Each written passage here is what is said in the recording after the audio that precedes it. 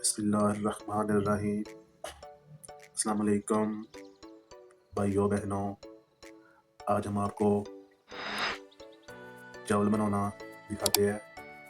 یہ چاول لیے آدھا کلو 2 گلاس، اور اس میں آلو ڈالیں گے، 2 آلو لیے اس سائز کے کاٹے، مٹر لیے اچھی طرح صاف کیے ہو، اچھی طرح کاٹے، یہ ہری مرچ ہے، یہ لہسن اور ادرک کا بھی کاٹ لیا پیسٹ، 3 گاجریں لی، 3 گاجریں صاف کی ہوئی بریک والی چھوٹی والی، یہ اچھی ہوتی ہے، جلدی گل جاتی ہے۔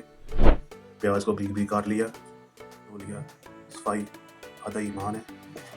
اور یہ بریک مسالے، نمک 1 چمچ، اور سوکھا دھنیا پیسا ہوا 1 چمچ، ہلدی تھوڑی سی، زیادہ نہیں ڈالنی آپ نے کیونکہ اس کا کلر ہوتا ہے نا، زیادہ ہو جاتا ہے۔ تھوڑا سا زیرہ ذائقے کے لیے۔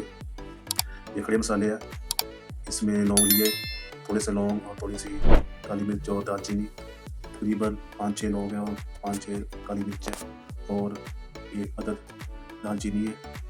آج ہم آپ کو چاول بنانے دکھائیں گے، بتانا آپ ہمیں، کوئی غلطی ہو تو بتا دینا۔